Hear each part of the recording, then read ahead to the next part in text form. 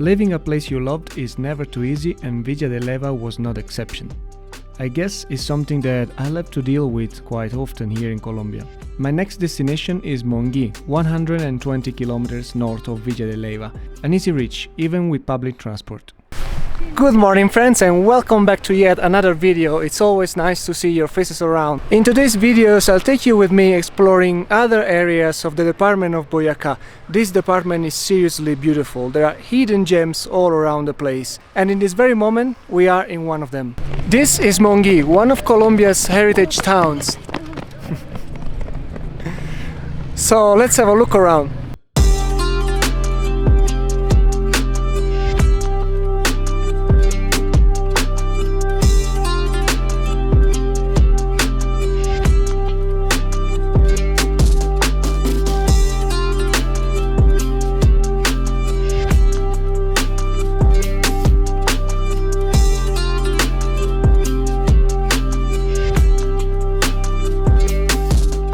Behind me you can see the most important building of the town, the Basílica de Nuestra Señora de Monguí. Unfortunately it's closed, but inside you can see some important paintings and the Virgin of Monguí, which gives the name to the town of Monguí.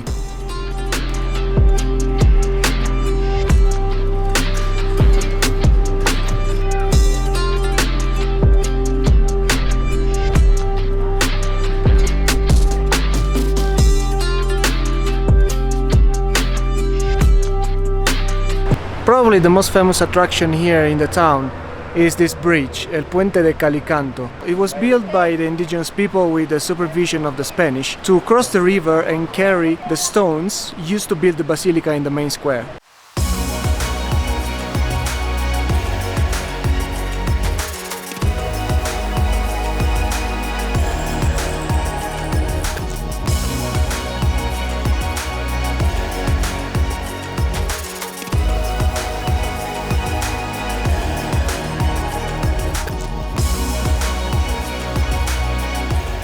Weather here changes quickly, and a sunny and hot morning can suddenly turn in a chilly afternoon.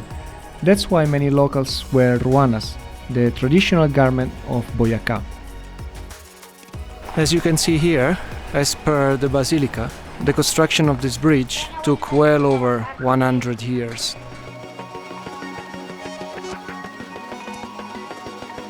Another point of interest in town is this wall, built with local crafts set in it. You have soccer balls, amphorae, lots of plant pots. Right in the middle there's this door called Puerta de la Historia, the door of history. Inside are kept objects of traditional daily life of the town. The development of this village is based on agriculture and animal farming, even though a few decades ago many families moved out from these industries and started sewing soccer balls, and today their works and skills are famous worldwide. Acá se manejan dos tipos de bomba, una de butilo, una de látex. Este material siempre lo empleamos para el balón profesional o balón de baloncesto, que son los que se requieren más resistencia, más fuerte. Este látex es mucho más voluble, más sencillo, entonces este se utiliza para el balón semiprofesional o el balón económico. Entonces el primer proceso siempre es la envoltura de la fibra en la bomba, para empezar a proteger esa bomba de todos aquellos agentes externos que lo pueden como pinchar. O hace no tanto tiempo se hacía manualmente la envoltura de esa fibra. Hay personas súper expertas. Y les soy sincera, les queda más bonita la presentación que en la máquina. Es perfecto, es perfecto.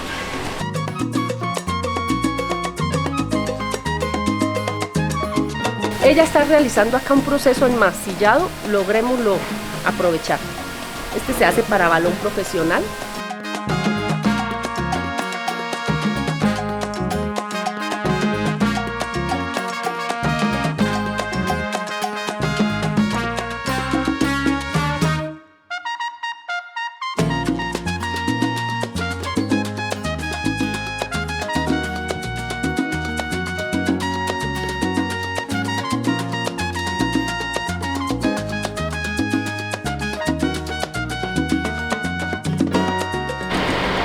Gracias. Mire, toca. Entonces, este ya quedó vulcanizado ya no se va a desprender la pieza.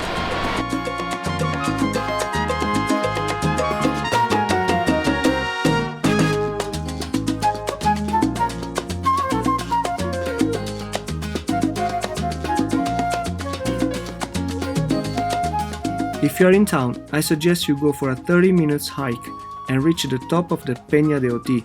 Climbing up, you'll see a great variety of trees, and once you reach the top, you can enjoy a fantastic view over the town and the surrounding hills.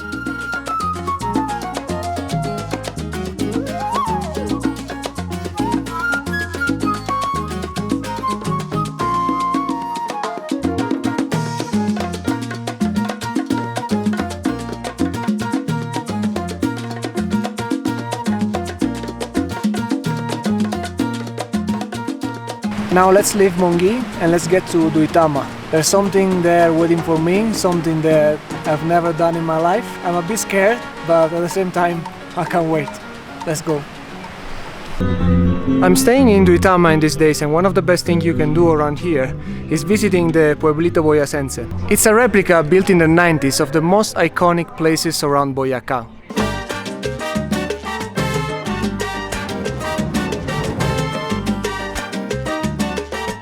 So straight after the entrance, which is over there, you'll find yourself in Villa de Leyva. As you can see, there are whitewashed buildings all around, like the ones we saw in Villa de Leyva in the last video.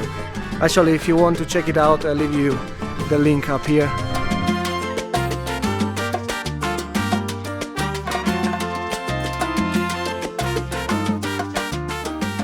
Each town replica has 16 houses, each one with the architecture of the represented town. Here we are in Tenza.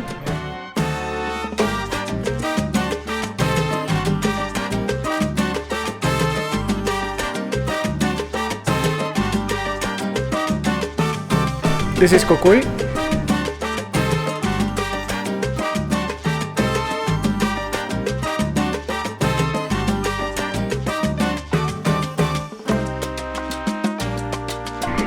There's also a church.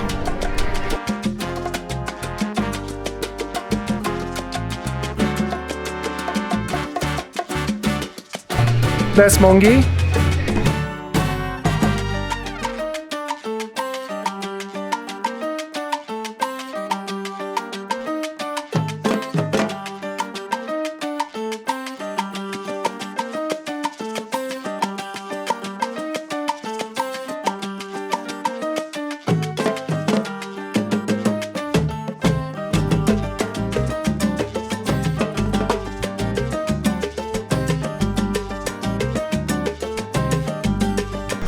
And that's the colorful Ráquira.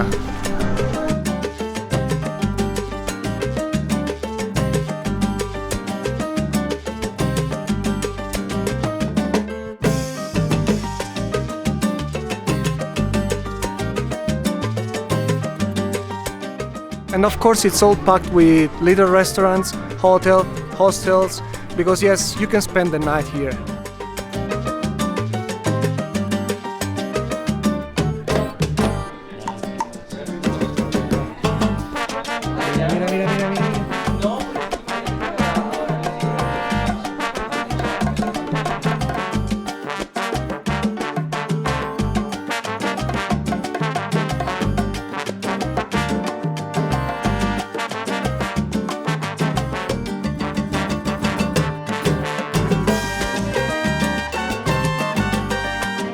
Just 15 minutes driving from Duitama, there's another very important historical place here in Boyacá. This is the Pantano de Vargas, where another great battle on the way to independence took place. It's in this place, in fact, that the patriots led by Simón Bolívar faced and defeated, after a long battle, the Spanish troops. It's impressive thinking that when he was fighting this battle, Simón Bolívar was just 36 years old.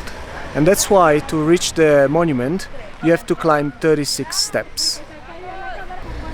The battle started at 11 a.m. and finished at 6 p.m. And when it seemed that the defeat was close for Simón Bolívar, a group of lanceros led by Juan José Rondón charged and broke the enemy lines and allowed the remaining troops to get into the ranks of the Spanish and defeat them. And that's why we have this monument here of the 14 lanceros, led by Juan José Rondón, charging the Spanish.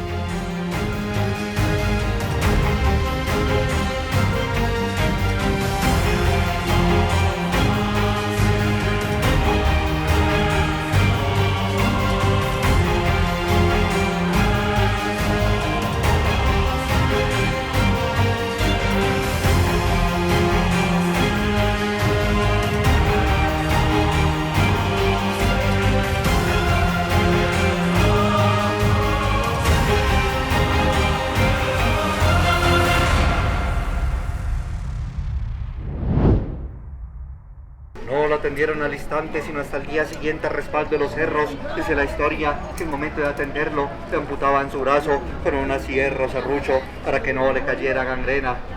Y estando en el piso al ver caer su brazo, lo tomaba con el otro en alto y gritaba: si con este brazo he vencido, con el otro venceré. ¡Viva, viva la patria! El médico que lo operaba también era inglés, y no fue más por ley, le preguntaba que cuál patria, si Inglaterra o Irlanda. Le contestaba negativamente, meneando su cabeza, que no la patria no había nacido, sino que le vería eterna sepultura. Se refería a nuestra nación colombiana, y a las 24 horas murió el coronel Ruth. General Bolívar fijaba su mirada a los cielos, con su mano a su cabeza, desesperado gritaba: oh virgencita de allá, de allá, de allá, de donde hacen los tiestecitos, ayúdanos. Se vino la caballería enemiga, se perdió la batalla. Pero allí se encontraba Juan José Rondón, natural de Guárico, Venezuela. Rondón escuchaba la angustia del Libertador y le decía: ¿cómo así, mi general, que se nos ha de perder la batalla? Si ni mi llanero ni yo hemos peleado, permítame hacer una entrada. Al ver la valentía del Libertador, Juan José Rondón, con desesperación, no asciende de rango y le grita: coronel Rondón, haga lo que pueda. Va con el brazo izquierdo empuñado, su mirada atrás, su lanza mano derecha agitándola, gritaba: los de caballería, camaritas, camaritas al combate, los que sean valientes, síganme, porque en estos momentos triunfamos. De 400 llaneros que estaban allí, tan solo alcanzaban a escuchar 14, los más valientes, y los vemos en el monumento: 15 con el coronel, 7 colombianos, 8 venezolanos. Rondón tomó por estrategia militar, se formó la caballería en punta de lanza desde el Cerro de Bolívar, cruzaban la mitad de los cerros, en esa dirección empezaron a derribar parte de esos 600 españoles. Pero, queridos visitantes, no quiere decir que los 15 llaneros acabaron con todos los 600, pero tuvieron ese heroísmo, el coraje, entrar en combate con la caballería y darle el ánimo a los que se quedaron hacia la parte de atrás. Se daban cuenta que el ejército español retrocedía por el gran aguacero que caía, la munición o la pólvora del ejército español se mojaba y no servía, los tiros salían inversos. Imagínense ustedes a los llaneros con esas agudas lanzas devorándose al ejército español a uno. Así ve, queridos visitantes, como Rondón con ese grupo de llaneros llegaban a la cima del Picacho quitando la bandera de España, colocaban la bandera patriota en señal de victoria sobre el ejército de España. General Bolívar desde la cima del Cerro del Cangrejo esperaba a Rondón diciendo: viva, viva el coronel Rondón, realmente usted es el padre de la patria. And this was the actual viewpoint of Simón Bolívar. He used to stand here, coordinating the battlefield. And this cerro, this hill, is nowadays called Cerro de Bolívar for this reason.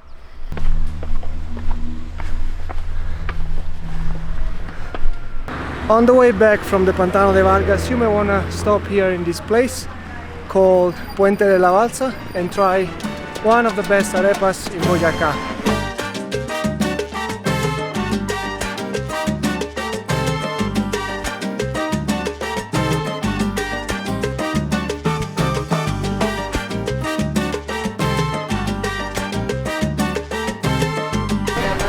As you can see, they made them here from scratch.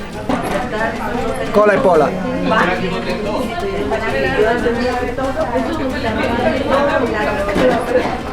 Es más conocida como el refajo y es cerveza con gaseosa mezclada y es muy rico, muy refrescante y no emborracha tan casi. Ay, qué rico.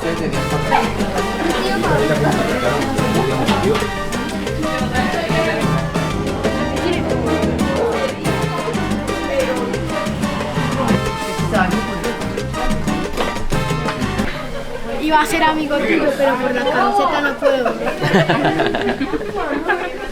I just arrived in Santa Rosa, 7 kilometers north of Duitama. I'm gonna share with you some information about this place, and I'm gonna take this information on the billboard.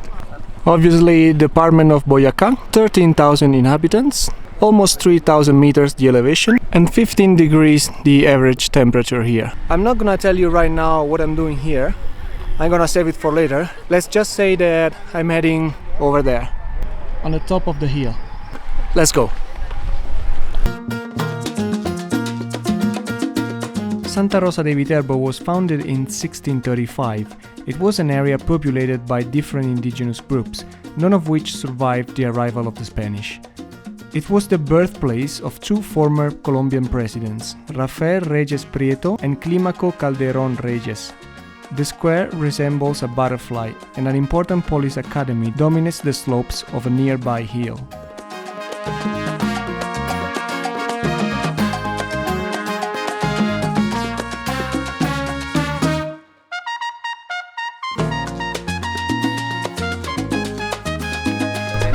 That's it, hilltop. And now it's time to jump.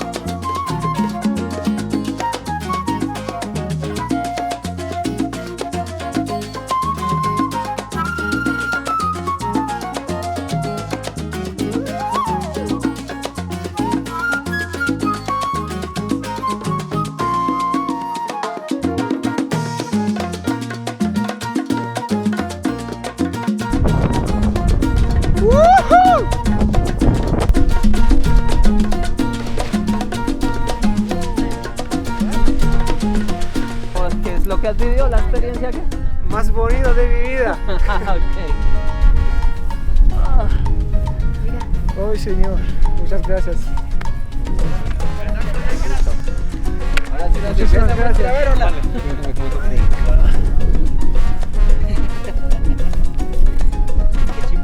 Qué chimba, huevón. One of the best feeling I've ever had. What a place. If you want to have the same experience, come here in Santa Rosa de Viterbo, Barlovento Parapente. Súper recomendado.